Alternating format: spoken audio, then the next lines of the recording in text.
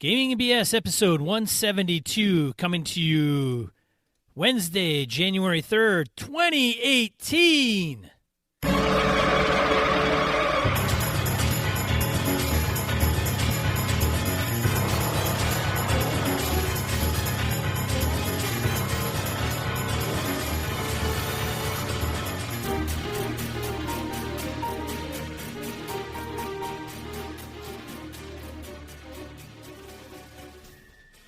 Thank you for tuning into Gaming and BS. This is one of your hosts, Sean. And I'm Brett. Welcome back to the show. Welcome in if you're brand new. And hey, Sean, Happy New Year to you, man. Happy New Year, Brett. We survived another one, so that's good. We got that going for us. We did indeed. I'm still dragging this fucking cough around with me, but apart from that, we're fine. Ew. Yeah, that's very annoying. So anyway, I think, I hope from what I saw on Google Plus and Facebooks and Twitters and such, those who I follow and who follow us, everyone seemed to survive and made it through the end of 2017 into 2018. So, congratulations, everybody! Level up. Good to have you all here. Hopefully, 18 will be better to you than 17. Even if 17 was awesome for you, I hope 18's even better. That's the kind of guys we are. Yeah. So let's see here. Next week is this week. Good God, this week is Evercon. By the time this drops on the 3rd. That means I will. There's only 2 days, January 5, 6, and 7, evercon.org, evercon.org. If you can make it, that would be great. We'll be selling badges at the door, as any good convention. There'll be plenty of games. We got over 225 some tabletop events.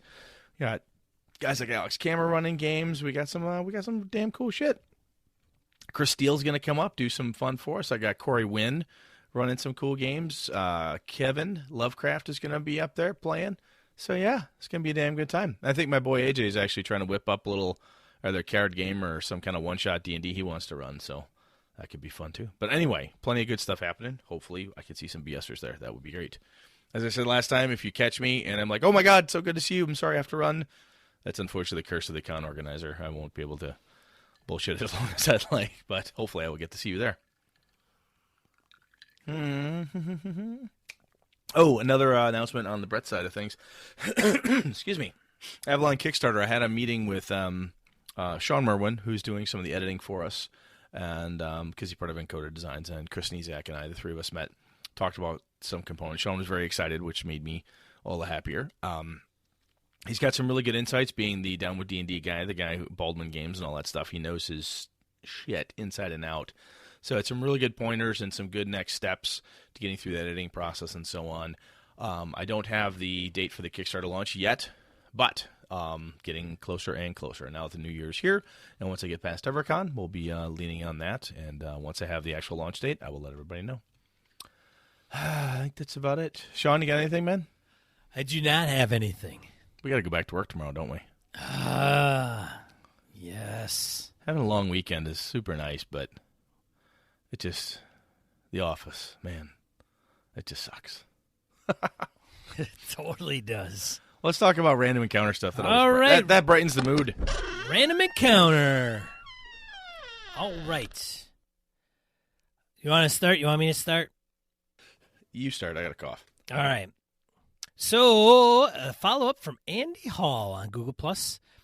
So, last week we used Andy's topic for inspiration of the topic. Inspiration of the topic of the last week topic. Huh. Anyways, thanks Brett and Sean of Gaming and BS for the opinions and insights. I like the idea of having a mission to explore. Example, a charter or an uncharted passage. That is better than hobo explorers for sure.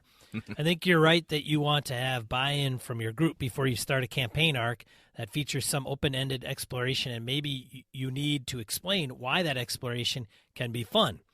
And if you see that you are losing the players to the tedium of travel, a.k.a. the boring road trip, find a way to inject something interesting. I was just reading that Numenera featured exploration. Maybe I need to check that game.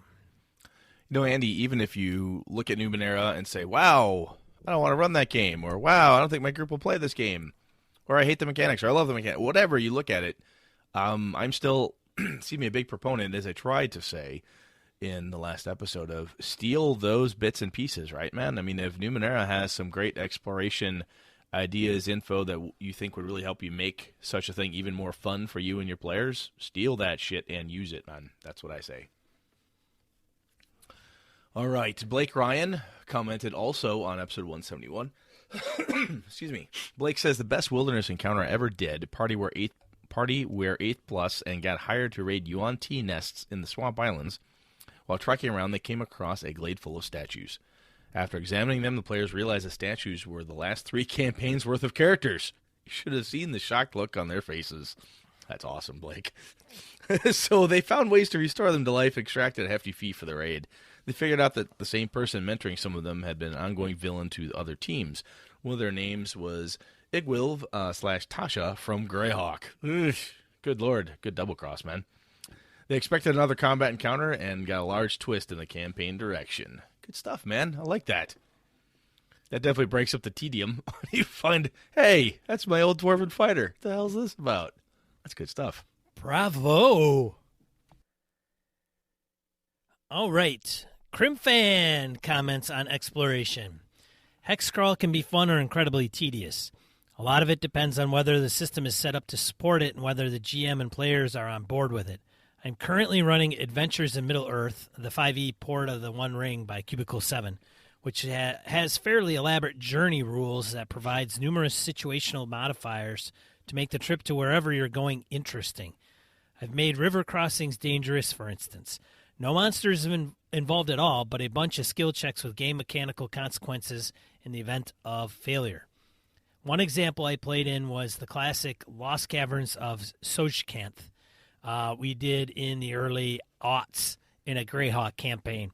The module has a good bit of hex crawl in it as you're searching for the cavern entrance. There are a bunch of interesting encounters set on the map, and you have a lot of trekking to do until you find the dungeon. The dungeon itself has a good bit of exploration too, as it is a substantial magical maze. I don't 100% recall why we went there, but one huge reason was the loot. Brett's example of Isle of Dread is a great example of much more pure exploration. Presumably, the DM needs to make some decisions about why the players are there. I'll tell you what, Crimfan, one of the things you threw out there, which is a piece that I came to the realization of after listening to Sean talk to me about this through the last episode, was if Adventures in Middle-earth, the 5e version as you're talking about, the elaborate journey rules, one of the things you said there is with game mechanical consequences in the event of failure. I think that's one of those pieces where sometimes I may be taking too much on myself as a game master. I may be looking at it, and maybe other game masters out there do this as well, and not using some of those rule mechanics that are out there to take some of the load off. I mean, for Christ's sake, if there's really kick-ass journey mechanics in there that provide what you're talking about, well, hell, maybe I should go dig that stuff up and look at it and use it in the next games instead of assuming that I've got to take that burden on myself. I think that's my big lesson on that one. All right. Let's see. Oh, yes, and Christopher Gray shared some details on his West Marches game with us. Hey there, Sean and Brett. I don't know if this will be helpful, but I wanted to drop you a link to the structure of my West Marches hybrid game. Maybe it'll give you some ideas. I'm only in month 2, so I don't know how well it works yet, but the players seem to like the structure. The central idea is that there are quote-unquote milestone games that carry the major story, but then there are quote-unquote open play sessions in between that can be organized by the players. I also have some homebrew rules in there about character advancements, which may be interesting. Enjoy, and feel free to share the link. Well, goddamn, Mr. Gray, we have done just that, so in the show notes we'll have a link. And you know, Sean, I would say that if Mr. Christopher Gray is, if you've been doing it for month 2 and the players like the structure, I think you're winning, man. As long as you're having fun, Christopher, and the players are liking it, go for it. Keep it rolling. And if take a look at that link, folks, and if it's something you think you can steal, borrow, or whatever, or co-opt in some way, go for it. You know, Sean, his comment about the milestone components in the open play reminds me a little bit of the old X-Files component, right? We had certain episodes that were very main through line, the main story, and then you'd have these weird side off, not weird, but you'd have the Adventure of the Week filler episodes, if you will. That's kind of interesting. I like that thought for West March's game because then it would allow me as game master or anybody else as game master, obviously, to be able to have the cool plot line that you want to make sure everybody gets through, but then you have these one-off non sequiturs in a way, that open play component. I think that's pretty cool. I like that. Yeah. Did you look at that? Did you look this link over, Sean? I did not. I was just perusing it because I just put it up there not too long ago, and it's about looks like 8 pages on Google Docs. Pretty quick read, it looks like. It's got it broken down by. Let's see. He's got a little bit of an intro, character options, gameplay, experience points and advancement, downtime activities, properties. So it looks like property as in you want to own property. Yeah, and he's got a piece like Discord, use the Discord server to coordinate with each other on games, blah, blah. So he's driving people. He's got links in there. Good stuff, man. Well thought out. Well thought out. Table rules, no jerks. First one says no jerks. Well, we're out, Sean. I know. Fuck out of that game. And I want it in. Keep it PG-13. I guess we are. Mostly. Yeah, PG-13, they got cuss words, right? Yeah, they only allowed X number of F words, though, so I think I've broken that. Does it really? Yeah, I think it does. At least that's the story. I don't know. I didn't know that. Huh, interesting. Yeah, good stuff. Very cool. All right, man, is that it? It looks like that's it for Random Encounter. Thanks, everybody, for chiming in and giving us some grit. I'm just super happy that people listened to it over the holidays and took the time to talk to us about it, because Lord knows there's more important things to do than just listen to us babble on. So thank you very much for taking the time. That was really cool. And I know other people listen. Not everybody comments. So thank you all very much. All right, let's get into the main topic.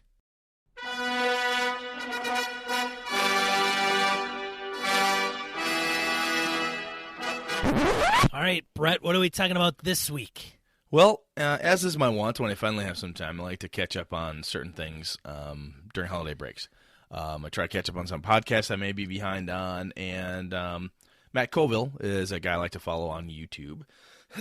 Excuse me, and I like to catch up on different stuff he's up to. And he had a number of different videos that I was behind on, going through them.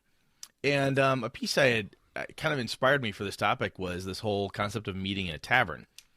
And Matt, I think, somewhere said all games should meet in a tavern or something along that line, kind of as a response to somebody who once said, Matt seems to be a little bit similar to me in this regard. Someone said, no one should ever do this. He goes, I think everybody should do it, just to be contrarian and to be kind of funny, which is the thing I like to do. But anyway, that concept of everybody meets in a tavern, and excuse me, the random party build, the, oh my God, we've all met together. Do we know each other? Should we not know each other? I note a feeling when I talk to people online or I see different discussions, or even when we've talked about it, the efforts that a lot of games go through and that a lot of players want to go through to make sure that everybody has a connection, a reason to want to be together, even if we all go to the same school, we're all in the same grade, or something along those lines. Whereas opposed to, damn it, excuse me, this old school / classic approach of everyone makes their characters and then they all meet in the tavern. Whether you make your characters together or outside, the idea is that's where everybody gets together. So I think there's a number of ways to do that. And what I'm talking about here is not even the Dragonlance component where they all meet at the end of the last, at the inn, and they meet there because that was a predetermined place for them to meet. And Sean is changing his camera around that I'm looking at him. It's kind of giving me vertigo because he's now completely spun in 4 complete circles. That is nauseating, actually. Anyway, back to the topic at hand. In Dragonlance, they're showing it back up at the tavern because that's where they decided to meet. They all knew each other. And I'm talking about you've all made characters, slam, everybody's in a tavern, and so on. So, do we like this? Is there any place for it anymore? Is it just done best for one-shots? Can you, and so on. So, Sean, have you done this at all in recent memory? You all meet in a tavern? Have you done that? I know. I'm trying to think. I'm sure we've done it. I just can't remember the last time it was. But it's cliches are awesome. They can be. I mean, they set a really cool precedent, right? So one of my favorite things I did was, excuse me, it was very emergent in a way in that when I did the Streets of Avalon game, the actual play that Chris Sneezak put out over on the Misdirected Mark feeds. But the only two people who knew each other were Tom Flanagan and Emily. Tom and Emily decided they were going to make characters that were connected. The other ones were not necessarily connected. And, excuse me, Kevin and Chris didn't have to necessarily know each other. Kevin just happened to be a bard. The other guy owned an inn, or his mother did. So they did not build characters that didn't know each other. And essentially, the entire campaign starts off in an inn, in a tavern. That's where they start. And I've done it before where people have made their characters that really don't know what they want to do. I have them in an inn sitting around at the same table because it's the only place that's open and available. The horrible, dark, stormy night, they're just kind of all crowded around the fireplace. The front door bursts in. The captain of the guard comes in with 5 heavily armed men with manacles, chains, and other, restraining things. They point at the group of adventurers and say, "There they are. It's the ones with the dwarf, elf, halfling. It's them." Complete mistaken identity. Everything goes completely casters up, and they got to run around and figure out what it is they're going to do. And lo and behold, they're all stuck because they're all in the same party or group. They all happen to, be connected just because of luck of the draw. They're all wrong place, wrong time type of thing. So that I've had a good deal of fun with that, which has led to some interesting campaigns where people, excuse me, damn it, the characters don't have any background together, but they end up forging said background through that random event, if you will, that kind of forced random event where I smash them all together through some almost GM fiat type of approach. Does the idea of everybody meeting in a tavern or an inn, with no background, no real reason to be together, does that just fly in the face of reason for you now? Is that a gaming convention that is just like bad now? Is that a thing? Is it bad? Wow. I'm looking at you, Sean. I don't know if it's necessarily bad. Speak for the gaming community as a whole, Sean. Tell me. Oh, is this bad? okay. As a whole, representing the entire RPG hobby, it's a terrible idea. Damn it! And if you're doing it wrong. And I'm sorry, it's just wrong. It's just wrong. Nothing for it. To stop doing it. Naughty. So yes, cease it immediately. Hey, if you don't get a cease and desist, you're not trying hard enough. That's what I always say. That's right. So I've done it too in a similar type of wrong place, wrong time, or I have run games at conventions where the players are in an inn in the middle of nowhere, and then the inn is besieged by a necromancer, by something horrible, and then they've got to deal together because they're all stuck in a box, and somebody's trying to get at them, and there's reasons and so forth for the getting at them component. But it feels to me like it may work really well for convention games, but I don't know how many people really dig the whole "we don't know why we're together" component. You know what I'm saying? Well, I think you can start. I think we're talking two different things: the end piece and the "I don't know if I know these people" component. And if they're one end of the same, fine. But so I think if you're talking about being in the end and not knowing each other, and that's how what we're talking about. Yes. Then I think that it depends on the player characters. If they're all in on it and they buy into it themselves, great. There's typically one person, maybe not always. Again, everything could go smoothly. But there's usually one person that's like, I don't know why the hell I'm here. I'm just going to walk out the door, or they may just throw up their hands and go, I don't know what I'm supposed to do. Like, I don't know what I should be doing here. What's interesting to me with that is if I sat down at a game table and let's say the DM did it quote unquote wrong or didn't tell us, hey, we're all going to meet randomly and trust me, things will work out. They didn't do that. That's just how they decided to start the game. my gut instinct is, hey, I bet Sean, Angela, Eileen, somebody, Chris has got a plan. I'm going to see where this goes. I'm going to go along with it. It actually baffles me the number of people who I have gamed with and run into that essentially throw a fit. I don't even know why I'm here. And they actually, they do the, what's my motivation? They pull the whole B-movie actor bullshit. What's my motivation? I can't play unless I have this thing. That floors the fuck out of me. I just don't get it. You seriously can't just roll with it. And I don't understand that. Maybe I'm being really, really argumentative with that, but I don't get it. If I sat down and, and Phil said, hey, we're going to do this. All right, let's sit down and play. We made characters together. Great. You don't know anybody. You're going to meet in a bar. Okay. And then things happen, and oh wow, it seems like there's an adventure. Oh, there's a thing to do. I'm going for it. I'm just gonna dive in and go. And it kind of baffles me that gamers who've been doing it for a long time, especially, pull the whole "what's my motivation" thing. I don't know. I don't know why that happens. That's weird to me. I don't know. This isn't working. I got I got my camera right up to my face on my microphone. I don't know, man. I think it's just I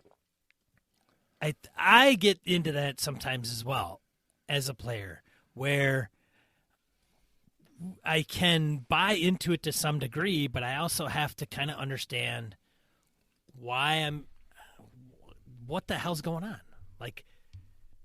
I don't know. So, do you remember back in the days when the king called for adventurers, and we need a thief. Make a thief. We need a cleric. Good, we have a cleric, we have a thief. Fine, we'll take a paladin instead of a cleric. Fine, Jimmy, you can be a paladin instead of the cleric this time. Okay, yeah, we got to have one of the... Okay, good, we've got everybody we need. Okay, let's go on this adventure. And we've talked about this in the past, where sometimes just kind of let's make characters and go. And the conceit is we're sitting here to play D&D, so let's play some fucking D&D. And hey, let's make, we're here to play Star Wars or whatever it is. So just because my Jedi apprentice doesn't know your smuggler, who cares? Let's just make this happen. I think sometimes, I guess, and maybe I'm being, again, argumentative because I have to go to work tomorrow and I don't want to go to work tomorrow. I'm just being a dick. But I don't, part of me is like, why do you have to know that? Why do you have to have this big reason? Again, perhaps it's the style of game, right? There's certain styles of game that either require it or whatever, but can't you just go with it? Sure. I guess it depends on what the pitch is. Like, what's the situation? So I'm in a tavern with a bunch of people, mm-hmm. and something happens, I imagine. And maybe, am I just sitting there by myself? Sure. So you're sitting there by yourself. It's winter, it's cold, it's snowy. Okay. The doors burst in. This family comes in. The mother's crying. The father's wounded. He's dragging his bloody leg, his arms in a sling. They say, kobolds have stolen our children. We need help. Well, I guess that... So... Are you going to help? Or no, you can't. I'm sorry, you can't. You don't have motivation to help them. Why would you help them? Especially with this dwarf. That's just foolish. Well, that may be true. That may be just it. Like, fuck, I don't give a shit about those assholes. Aw. Well, you suck at D&D. I may very well. But that may be just the problem, right? Like, there's no tie to me to these three people, and I think that in the setting that is D&D, being fantasy, Middle Ages, whatever you want to, I don't know, man. Sometimes I think that people play RPGs to get out of real life. And getting out of real life may be not giving a shit about people. Fair. It sounds crass, but I mean, that's I could be evil dude, I could be evil guy, or I could be, con man, con woman, whatever, right? I could do that in this universe. I don't want to. So so even take D&D out, Space Kobolds took my space baby. And you still have to figure out how to, you could be the hidden Sith Lord and be like, all right, what's in it for me? You could demand to be paid. You could, I'll do this, but I'll expect a big reward at the end. Sure. Yeah. Yeah. But then what happens is then you say that. The Jedi throws his hand up and says, "Yes, I'm in. I must help you. It's by the Force, whatever the fuck Jedi say." And some smuggler goes, "Yeah, sure. I got a fast ship. I can get you guys out to Space Cobalt Jail or wherever the hell they're keeping them. I could go get them for you." And it's very old school, right? At least what I would perceive as old school is like that is an opening for an adventure. Like, hey, you're there. You don't know each other. A thing has occurred. Will you heed the call to action and to actually do something, or are you going to sit on your ass and do nothing else this evening? Well, yeah, it may just be that. Like, look, if you don't get into this, you're not going to do anything for the rest of the night, and that could be it, right? Like, if you're not going to go with what I'm putting in front of you, you're done. But somebody's going to say something like, "Well, I don't know, do they look wealthy?" So you might say, no, they don't. They look very lower social standing. Oh, they probably don't have any money. Screw them. But if you're like a do-gooder or you believe in humanity or whatever, and the ages haven't beaten the shit out of you and beaten you down, yeah, you might stand up and go, "Oh my God, I got to do something. I got to help these people. Goodness gracious, they should." Whatever that looks like, and tend to their wounds and heal them and go after the people that did them wrong. Great. But I don't see a lot of fantasy role-playing gamers always want to do that shit. The RPG sometimes I think is fantasy. When we talk about D&D all the time, but I think sometimes it's just like, what's in it for me? And if there isn't anything in it for them, they'll say, fuck it. That's just, I don't know why. It's interesting. It's just kind of the way it is. So when we talk about all these adventure plots and hooks and all this other crap, you almost have to like throw it in front of them and say, what's your motivation, and know about it ahead of time, and then say, hey. Like even West Marches, you're going to go and venture off. Why? Because nothing's going to happen in town, and in town's boring, and you're not going to make any money, and you're not going to find any money, and you're tired of sitting around town. So I think what you're telling me is that unless I now this is going to sound horrible. So yeah, unless I tell people that, hey, look, the conceit of this game is to do a very specific and blah, blah, blah, blah, blah, there are people out there who are not going to do it because they weren't told that's what we're here to do tonight. If it's not forecasted, broadcasted enough, some gamers aren't going to bite. Where like in a con game, if I said we all meet in a tavern, something random will happen. You'd be like, "Hey, I signed up for this." If we don't have the same thing, like I signed up to do whatever the DM threw at me or where the game master threw. If I didn't sign up for this, I'm going to fight you. Some people do that. That I would say is pretty accurate. Like yes. So going into a con game, you read the description, you all meet in a bar. What happens next is just to be seen. People read that, they sign up, they get into it. They know it's a one shot. Boom, done. At the same time, if you don't, even in a campaign setting, or you're kicking off a game and it's going to run over a period of time, and you don't set that up, I think, as a GM or DM, to some degree. Okay, so you're in a tavern. Today really sucked because you were shoveling, the amount of horse shit you had to shovel out of the stables was at an all-time high today. Exactly. And you just had a really crappy freaking day, and you don't want to shovel shit out of the stables anymore. And you're just going to go to the bar, the inn, and you're going to drown your day in misery and alcohol. And then you throw this little encounter at them, and you say, hey, this may be an opportunity for you to stop shoveling shit in the stables. And then the person's like, oh, okay. Yeah. Sometimes Maybe, you got to burn Uncle Owen and Aunt Peru in order to get the kid off the fucking desert. I mean, Obi-Wan was throwing all sorts of plot hooks at him. The little fucker wouldn't go. Gotta lay his family on fire first. Stormtroopers, man, they're going to light you on fire next if you don't get the hell out of Dodge, buddy. So, I think this might...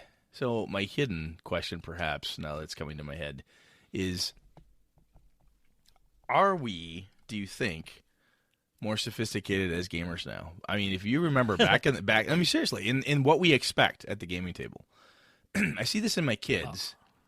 and I see it in more people that I talk to, and so over the whole setting stakes up front, making sure this is well known, and hey, be very clear with what your expectations are, and blah blah blah. Kind of the pitch, making sure people buy into what it is that you're going to be running or how you want to play and so forth. Back in the day, we didn't do that. Now, granted, back in the day, it also led to a lot of hard feelings and people being pissed off, and unclear expectations lead to problems, right? Well, and back in the day, we watched some really cool freaking cartoons, but I watch them today, and they suck ass. That's a good point. So I guess... I mean, it's only been 30, 40 years. I mean, but you know what I'm saying, though, is that even... part of me, there's a piece of me that is like, just fucking game. I mean, if we're here to play D&D, or we're here to play Star Wars, and you want to piss and moan that you don't think that, and the game master for Star Wars says something about midichlorians, like, oh my god, that's the stupidest. You fucking just let it go. Are you here to play Star Wars? You're here to bitch about midichlorians. What are we here to do? We're here to play a goddamn game. We're here to play Dungeon Crawl Classics. I don't want to listen to you bitching about the fact that your potato farmer and the turnip farmer don't have any good reason to be adventuring together. You know. Well, I agree with you. I think there has to be some level of going with the flow and acceptance, but I also think that, again, it comes down to the players. It depends on how you pitch the game and what that looks like. But we went into this last time, Brett, with you and throwing shit at your player characters or your players, and you got the approach where you can say, okay, guys, gals, just trust me. Okay, I'm gonna run this cool game. And then go, okay, dude, sure. And then you throw them this freaking ambiguous, like, nobody knows each other, you're all in an And end. 5 sessions later, like, can we please stop playing this? Right, and then I stop and we do something else. Right. Okay. Or you could set it up front and they go, well, that sounds like a lot of bullshit. I don't want to play that game. Or you'll probably get a mixed, or, all right, but we reserve the right to... Yeah, call bullshit when we think there's bullshit. Get up and walk away from the table. So there's got to be, in short, I think what we're saying here is there's got to be the sweet spot, right? Is that one piece to do, even in a declaration of intention, is a game master's like, look, all y'all sons of bitches, y'all showed up to play. You know, Emily's here to play. Tom's here to play. Sean, quit bitching about midichlorians. We're here to play. We're here to play Star Wars. You know. But midichlorians suck ass. Out. Anyway. So I think it's definitely worth it. It sounds like. I mean, you meet in a bar, no real reason to be together, blah blah blah, is almost saying, hey guys, I'm going to do this thing. You're not going to have a reason to be together. A reason will present itself, and you'll have an opportunity to play through this. Do you want to try that? And then have the group say, yes, Sean, we want to try that. Would go much better, at least for your modern sensibilities gamer, or the person who actually doesn't want to waste their whole fucking weekend, is what I'm hearing you say. Right? I don't want to waste my Saturday playing a game that I can't get into because I didn't really know what I was signing up for to begin with. Right? Right. All right. Well, and I think you can run the same game. So you can do it well in a con game. Like, nobody knows anything, and then everything's fine. I mean, Michael Drescher did that one game, and nobody knew their backgrounds, and as the time went on, you learned about it. That's a little different, but they signed up for that. They did sign up for it, but it's a one-shot, and I think that's kind of the buy-in, because you're kind of like... And it's funny, because it's art mimics life, right, in that respect, because nobody at the table typically, unless you go there... Yeah, unless you go there with your game group, you might know one other person at the table. So it's almost like, okay, I don't know anybody at the table, so I don't know anybody in the end. I can roll with this. You know, I guess another good way to do it would be to, excuse me, pitch it as that one shot, saying, look, if this one shot turns out to be fun by the end of the session and we all nod in agreement, it will become a campaign. If not, well, we all met in the Space Inn. We saved the space farmer's baby from the space kobolds, and off we go. Yay, that was a good night of fun. Let's get a real campaign going. Okay. Let's get a real game going. All right, Brett. We tried your little test run here. It was cute for the first hour. Yeah, this was fun for a bit, but as you can tell by the fact that most of us are outside smoking and half of us don't even smoke anymore, yeah, we'd like to. I mean, walk away from it. the one game that I think we can all relate to, not all, but the one series of D&D specific that really did well as a meet in the end kind of thing was Dragonlance. And that was a reunion, right? They all had to be, that was like the thing. You all had to meet there because you guys have been gone for 5 years and you were coming back to that one old watering hole to regroup and talk about your tales and find out what's going on, and then all hell broke loose. Correct. But they knew each other. Except for Riverwind and Goldmoon, who didn't know the rest of the party and got thrust into it. That's true. That's true. But then you had enough goodies in the party. Yeah, and Riverwind and Goldmoon, spoilers, happen to be the reason for the plot to move, right? Correct. Crystal Staff and all that. Right. And the goodies. But so some of those guys come in, man, like, hey, man, I don't even know those assholes. And they could have just like, hey, let's get the hell out of Dodge. And the whole party could have just floated off and left those other two to fend for themselves. That's a good point. No, it's fine. It's interesting, I guess. Part of me, and this is perhaps just the grumpy curmudgeon Brett, is sometimes when I'm like, look, we're just going to do this thing. We're going to get together. We're going to play D&D.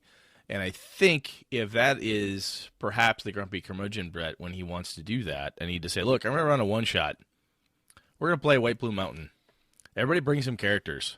Remember the old days? We're going to beat the shit out of these characters. And we're going to play one adventure. All right, cool, we're in. Well, and I've done that. My group went, okay, let's do it.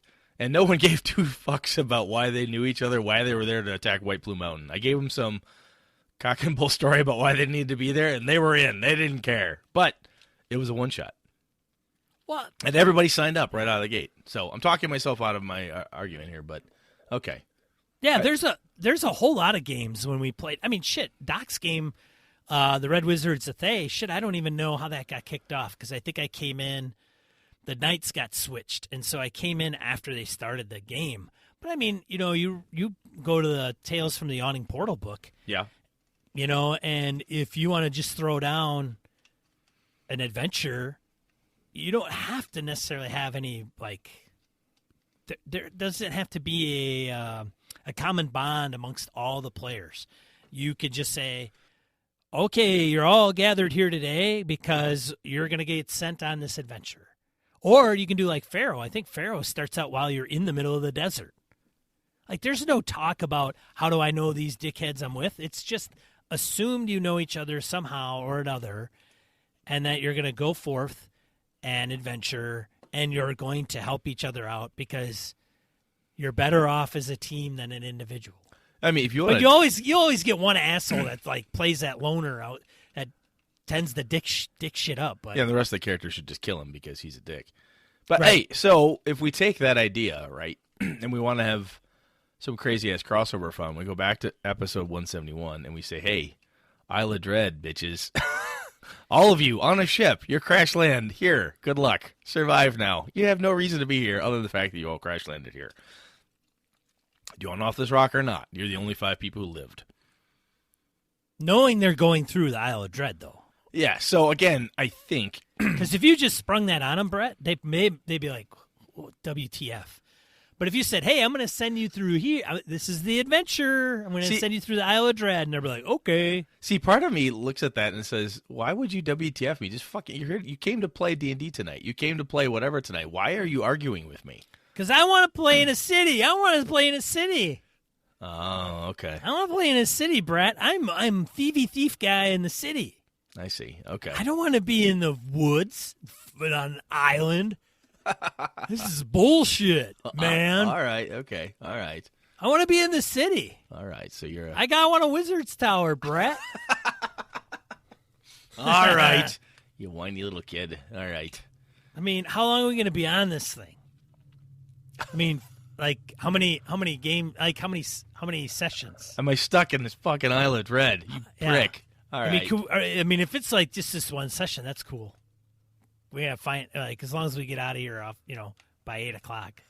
Exactly. After this, I expect to be back in at Greyhawk or wherever I'm coming from. Yeah, and the next session, I want to be in Waterdeep. Yeah, so. I better be. or all hell's going to break loose. I'm not bringing the chips next time, jerk. All right. Probably, I think we beat that one pretty hard. I'm honestly curious. The concept of meeting in the tavern and having no real reason to be together, it never used to bother me. And now when I play or run games, I'm always thinking about what are the reasons, what's the this, what's the that. And it never struck me as something that I had to worry about or be engaged with before, because the assumption was if you showed up to play Vampire that night or whatever that evening, you were there to play the game and you were going to jump on whatever plot hooks or ideas were thrown at you. And perhaps that's more of a, because I know my group, perspective. And other people with, regular gaming groups probably don't have an issue. But if you're going to play online, and you're going to be gaming with people, you put a call out on Roll20, say, or G Plus or something says, hey, look, I'm going to run a West Marches game. Make a character, and we'll just figure it out. People will be like, oh, hey, ooh, that sounds, I don't know about figure it out. What's this? What's that? If you take it down to this and say, look, I want to play D&D on Thursdays. Okay, what are we playing? Just D&D? Well, we're just playing Star Wars? Oh, it's just going to be Numenera. Where specifically? What are we after?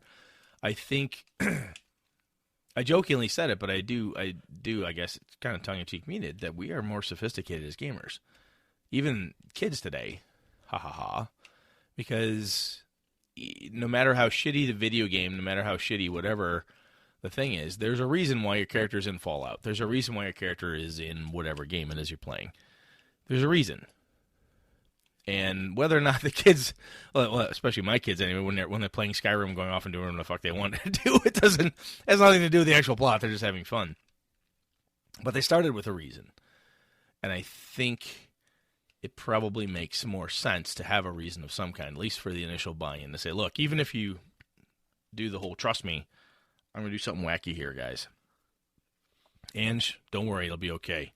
Sean, I got this. Phil, you in? All right, fine, Brett. We'll try it and see how it goes. I think what you're telling me is that it makes some sense to do that and not just expect people to do what they're told. Well, it could end up being the greatest campaign ever. Of course, every campaign has that potential, Sean. But I don't know, man. All right. I would be on board. I know you would. No, you wouldn't. No, He's shaking his head. No, I wouldn't be. I'm like, what the hell? You seriously wouldn't? If I said, hey, we're going to meet in the tavern, don't worry, trust me, it'll be fun? I would probably do that. I mean, I guess there would be a reason why I'm there, but I don't know. Apart from physical threats of violence, would you show up to play? Sure. I'd give it a shot. I'd give it 5 minutes, Brett. 5 minutes? Wow. You got 5 minutes wow. to hook me. Hey, it's like an advertisement, man. Yeah, wow me, babe. Make it work. Better hook me in the 5 minutes, man. I'm switching the channel. Damn. All right. Okay, we can probably move off this. Bad idea. No, I think it's interesting, but I don't know. I do think our sense of gaming has... Oh, man, some of the arguments that we used to get into, and it was with, like, we were gaming, God, we were 30s, in our upper 30s, gaming with, I don't know if Andre listens to this. I know he... But you used to game with younger kids, and you'd be like, oh, yeah, my God, you guys are pissing in the stats. 20-sums. Yeah, 20-year-old guys, and they were all guys. I don't think we had a woman in the group. And then it was like, I think the oldest that we had was 37, 38. And, I mean, you're talking like 18 years. Yeah. 26-year-old playing with like an 8-year-old. I mean, it's just too, if you just kind of scale it. But, yeah, we'd get into arguments like the paladin would do the dumbest shit. And we're like, that's not what you do as a paladin. And then we'd argue about how he was playing this character wrong. And if you think about how what's a good way to fix that? Well, I guess if we were to start with some ground rules, expectations, and why we're all here, right? That kind of separates the wheat from the tares right out of the gate. So that's right. There is reason for it, and if you can do it, you say, "Look, I'm going to do this," and everybody at least signs up for the fact that, hey, this is what's going to happen. Then they're like, "Oh, well, I knew that's what it was. What's on the what the writing outside the tin is what's in the tin." So there we go. Interesting. All right. Well, I'll tell you what, let's, I'm sure our listeners will have something to say to me. So if I'm assuming I'm wrong, or something equally horrible. But anyway, if you've done this, or you've not done it, or you've had good luck with it, or whatever, let us know. Let me know what you think. Tell us where we're off. I'm sure we are somewhere. All right, let's get into Die Roll. Yes. Die Roll 2 to 4 miscellaneous sports game and geekery want to share with you. Brett has one this week. Yes, I do. AdventureLookup.com. AdventureLookup, all one word, .com. A little Matt Colville shout out there as well. He had wanted to do this thing, and basically what it is, it's kind of a curated site where you could go in for all the different D&D adventures, right? You've got stuff like TSR, Wizards, Paizo, Dungeon Magazine, Dragon Magazine. You could type in something, in the search that says, I want to look up, let's see here, Lich. And wow, 73 adventures found with liches, or at least liches in the title. Revenge of the Iron Lich, Lich's Last Stand, and so on and so forth. All different variations and such. So people are loading stuff. It's a very simple interface, but the search feature is a lot of fun. And just being able to kind of see where some of this stuff is. So it's a pretty cool thing. So they've got Cobalt Press, Frog God Games, Goodman Games, Green Ronin, all sorts of good stuff out there. So anyway, check it out. I thought it was kind of cool, and I figured I would share it. It is very interesting, Brett. Very nice find, dude. Oh, thank you. Sean, your turn. Shad Ross, not to be mistaken for Chad. It's SHAD Ross. Had Hyperion PDX on Twitter. He had, if you go to the link in the show notes, he did the Forge of Fury done on a table. And did it out in 3D terrain. Dwarven Forge minis. Holy shit. Dwarven Forge. So I think he got almost all of the first level, I think, of Forge of Fury done. It was quite an impressive setup. So I'll have a link in the show notes if you want to just see some good old-fashioned table eye candy. That's very cool. Second one, inspiration for your Call of Cthulhu game. I think this was tweeted by Chaosium online. Edinburgh's mysterious miniature coffins. In 1836, 3 Scottish boys discovered a strange cache of miniature coffins concealed on a hillside above Edinburgh. I think it's pronounced Edinburgh. Edinburgh. How about Edinburgh? Edinburgh. Yeah, that's Edinburgh. Yeah. Hey, who put them there and why? That's by Mike Dash. So check that out for a good Call of Cthulhu inspiration game or horror, whatever. Maybe chill. Listeners, you want to do the first one? Yeah, Brett? the Gate of the Sun, link in the show notes. A megalithic solid stone structure confused experts since its discovery by David Garan, brought to us by Stefan Dragonspawn. This is pretty cool. It's neat. There's a lot of these massive megalithic things that are out there that are wonderful components. Speaking of your Call of Cthulhu game or anything else, even if you don't use Earth as your starting point, take these types of things, drop them in the middle of your fantasy game, sci-fi game, Numenera game, or whatever, and boom, you've got some pretty cool stuff to work with. So good find, Stefan. And then the second one from listeners, Victor Wyatt was thinking of running a Doctor Who game and found this, Under River Outside Time, the Woolwich Foot Tunnel. And I think it has to do with literally going to certain places that are kind of frozen in time, or it's an interesting article. And there wasn't any author to attribute to. It's just a blog. But it was kind of interesting to look into, and Brett looks very perplexed. No, I'm looking at it. This is really cool. I wish I would have known about this when I did my Book Council London game. This is the type of thing that's really, really cool. Yeah, I think the Woolwich Foot Tunnel is like a subway or the tube, right? A part of the tube in England, if I'm not mistaken, where it's just like they were to repair it, and then it never got repaired, and then it's just there. Huh. But it looks like, I mean, I don't know, frozen in time, I guess. Very interesting. Cool. Yeah. Yeah. All right, Brett, what are we talking about next week? Well, after I get back from Evercon, assuming that my cough is better, that I have recovered my voice in some way, we're going to talk about Mooks and Minions. Mooks and Minions. That's next week. Ooh. Well, hopefully you don't get... so if you go to Evercon and you get Con Crud, Brett would be patient zero, right, Brett? Well, at this point, I don't think I'm contagious anymore. I'm pretty sure I'm not. Okay. Let's just say all the monkeys around me have died. So I'm positive it can't be me anymore. I'm positive it's fine. Just a little weird con crud dilemma there. The CDC has said the bubble from my house is coming down. I'm fine. Oh, that's awesome, Brett. All right. For Gaming Abyss and 2018, thanks for tuning in for 2017. We appreciate it for everybody that's joined us and for everybody that's left us for some reason. You can't hear this, but we miss you. We do miss you. Please come back. Please come back. Even if it's just for like an episode or two. It's just write us and tell us why you hate us. That's all we need to know. Brett, do you have any goals for 2018 now that we've touched on this? For 2018, my son wants to run, for his 12th birthday, AJ wants to have another D&D birthday party, so that'll be cool. I'm going to do that. One of the things I want to do more of is, one, I want to kick off my Invisible Sun campaign when Invisible Sun might finally get my stuff from Monty Cook Games. I want to read through that, and I want that game. I want to run a campaign in it. The other thing I want to do is my Avalon Kickstarter. Probably primary number one. Got to get that done. Monty Cook Games, Invisible Sun. I honestly want to run some first edition or basic D. I want to run like a old school rule set campaign again. I might actually pull out the Dragonlance setting for it. I don't know. It's somewhere in the back of my head. Dragonlance has been gnawing on me. I mentioned this before, so maybe. I don't know. Sean, when would you set it? Would you set it during the War of the Lance? Excuse me. I think I would do it after the war. I think because you get the rebuilding effort, right? Where shit's still broken. You got Draconians running around, all that stuff. Oh, what are you looking at, Sean? Anything big?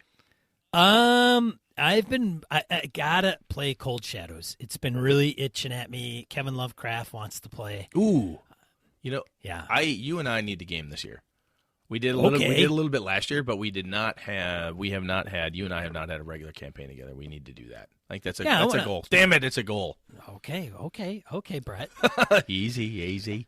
Cold Shadows is something I want to play or run in, and I've been watching the Americans quite diligently. I think it's probably one of the cooler Cold War shows, even though it does get a little kind of crazy. Like they kill a lot of people in that show. Yeah. Cold Shadows, though, good role-playing game. It's based on Houses of the Blooded by John Wick. Target number 10, dice pool, D6s. If you have a particular character that's part of infiltration, you get anything that's related to infiltration, you get 3 dice. And then if you have something that is an aspect of yours, you might get an extra die. And then you shake them all, and if you total them all up and they equal 10, whatever you're trying to do succeeds. So the mechanics is pretty fundamental. And then I think I might have mentioned this before on the show, but I like it. It's just what I'm looking for in an espionage game. But on top of that, I've been reading the Genesis system by Fantasy Flight Games. So if you're not familiar with that, it's the same system that is the Star Wars that's based on Force and Destiny, Edge of the Empire, and Age of Rebellion. But if I don't do Genesis system, and the only reason I probably wouldn't do that is my fear of not having a bestiary. Okay. Right? So it's, if you're going to play like a fantasy game and you're going to throw baddies at the players, it'd be nice to have some stat blocks. Fair enough. I mean, I could do it on the fly, but still it's having some ready-made stat blocks though. I get you. Yeah, and I could go through the Star Wars beasties and probably use those just as like templates. Mm-hmm. But Eberron has always been itching at me if I did a fantasy game or West Marches-ish. And then Age of Rebellion, I might even – I was actually contemplating doing Age of Rebellion West Marches as a West Marches game. So totally everybody who plays – you could totally do that. Everybody who plays is part of the rebellion, and you're just getting reassigned anywhere we want you to. So next session, it doesn't matter where you are in the universe. You're suddenly on this outpost. Very mission-based. Yeah. Nice. You're gonna go. You got to go and assassinate somebody, and so that ties into my passion for espionage. So. And Cold Shadows, by the way, is on Drive-Thru RPG. It's $15 for the PDF. It is. I It's got a not hard much. copy. Did Yeah. you? Where'd No. Well, I got it on a Kickstarter, so I'm Oh, supposed did to you? get a really super nice hard copy. Well, Well, I okay. bought it. I got it at cost on drive-through as part of the Kickstarter. Very cool. Okay. And then I got the 2 supplements, which is like the Black Book, and then I think I had it's the Black Book, and then the one that has the organizations. Because in organization, you're supposed to build, and then there's also a book of organizations. So like they have the CIA, the KGB, Mossad, all these other espionage, and then they have the traits of those. So you don't have to create them. You can just be like, I'm part of the CIA. Well, if you're part of CIA, you get these traits from being part of that org. Got it. Yeah. Okay. But anyways, yeah. And so that's 2018. What are you doing for 2018? Anything special? We still want to do Paladinhood. I think I'm going to call it Paladinhood. So folks that are doing good in the hobby, I'm going to get a calendar up and start scheduling some folks to talk to and put them on a segment of the show on people who are doing good things within the gaming hobby. Damn good for idea. society. Yep. Damn good idea. But otherwise, we should sign off. We should. All right.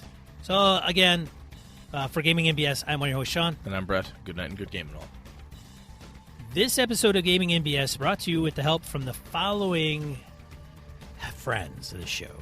Kevin Lovecraft, Joe Swick, Brett's biggest fan, Forrest Gary, Mark Anthony Benedetti, Eric Jeppesen, Sean Nicholson, Tim Jensen, Palladian, Remy Bellodo, Jason Hobbs, Wayne Humphrey, James Carpio, Pure Mongrel, Lord Tentacle, Corey Johnston, Brandon Barnes, Dan LaValle, C.W. Mellencamp, The Lost Sailor, Todd McGowan, Misdirected Mark Productions, Old School DM, Jason, Christopher Gray, Finn Elf, Mirko Froelich, Eileen Barnes, Tony Sugarloaf Baker, Todd Crapper, Michael Drescher, Wiz Static, Alexander Auerbach, Neil Benson, Ron Blessing, Chris Steele, Eric the Hoffman, Soldiers of Misfortune, RPG, Christopher Lang, Curtis Takahashi, Gordon Cranford, Mark Tasaka, Larry Hout, Ray Otis, Eli Kurtz, Ron Bishop, Craig Huber, Xavier G, JV, John Hammersley, Derelict Radio, John Steve, Jared Rasher, Mark Richmond, Thomas Hook, Jonathan Talby, Blake Ryan, Chad Glaman, Sky, Roger Braslett, Evan Harrison Cass, Craig, Howard Bishop, Christian, Sexy Voice Serrano, Jim Fitzpatrick, Peter Scanis, the Knights of the Night Crew, and Andy Hall, and Michael Drescher, and I say Michael Drescher, didn't I? You did. I did twice now. And I'm hitting some of the guys that aren't on Patreon, but also give. And the Corey Wynn. For the cost of a coffee shop coffee, you can support the show for an entire month. If you're not willing to do, or not willing, unable to, head over to gamingbs.com/support-us and find ways you can support the show. Thank you.